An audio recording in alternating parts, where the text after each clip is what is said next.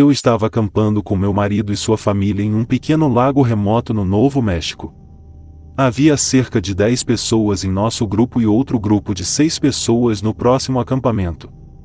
Era noite e ambos os grupos faziam atividades típicas, assando marshmallows, bebendo e contando histórias, quando todos nós ouvimos o que parecia uma garotinha gritando por ajuda.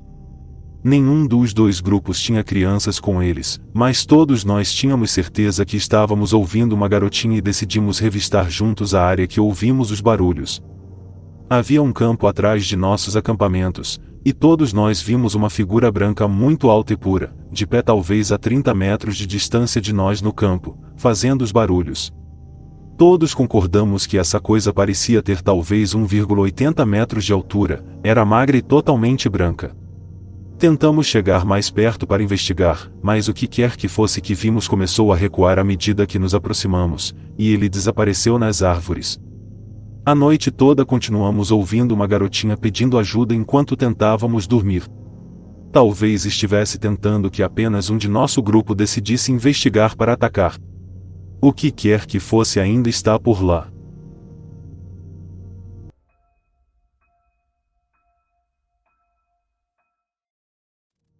Eu estava dirigindo pelo país com minha mãe e minha irmã quando eu tinha 16 anos e minha irmã tinha 20.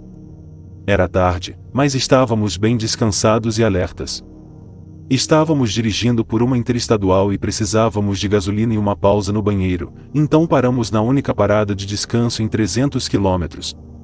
Havia uma van cheia de adolescentes em uma viagem no posto de gasolina, bem como um pequeno carro cinza estacionado na bomba na nossa frente com 2 jovens parados fora dele. Quando chegamos lá tudo parecia errado. Estávamos na estrada há dias e vimos muitas paradas de descanso à noite e nunca tivemos medo até então. Minha mãe e minha irmã entraram e eu fiquei no carro. Ouvi os adolescentes dizerem que estavam assustados e não conseguiam fazer a bomba funcionar, depois saíram com pressa.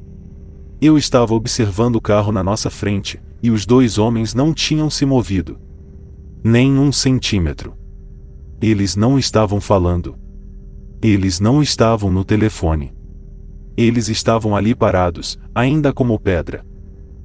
Minha irmã e minha mãe vieram correndo de volta para o carro e quando elas entraram, os 2 homens lentamente se viraram para olhar para nós enquanto não se moviam ou mexiam o resto dos seus corpos, e eu juro, todos nós vimos a mesma coisa, eles tinham olhos escuros vazios. Verdadeiramente vazios. Não é negro, não reflete nenhuma luz, apenas um vazio. Saímos de lá e não paramos até estarmos na próxima cidade. A pior coisa sobre toda a experiência? Não encontramos o lugar em nenhum mapa. Sabíamos exatamente qual lugar na interestadual procurar, e não conseguíamos encontrá-lo no Google Maps ou em qualquer mapa de papel que tínhamos. Até perguntamos aos moradores sobre o assustador posto de gasolina naquele trecho da estrada e só ficamos confusos. Viajamos naquela interestadual desde então, e não há parada de descanso.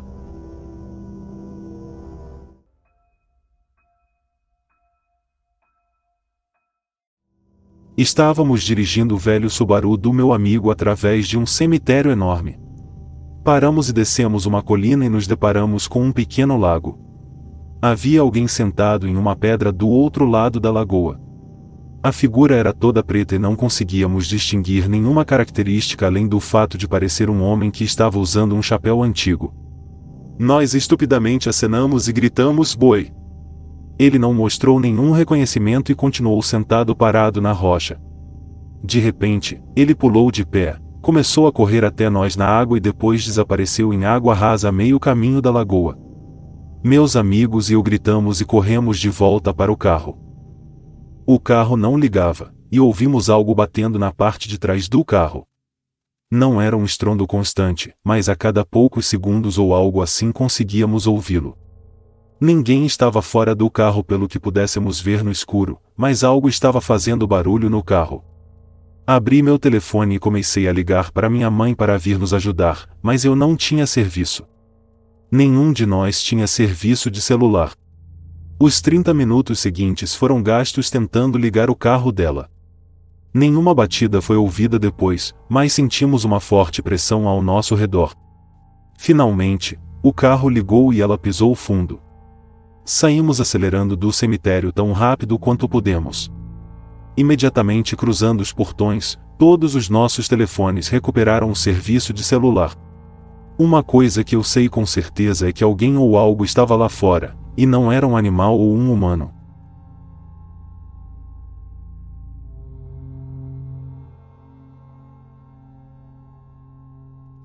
Quando eu tinha 37 anos, fui à minha reunião do ensino médio.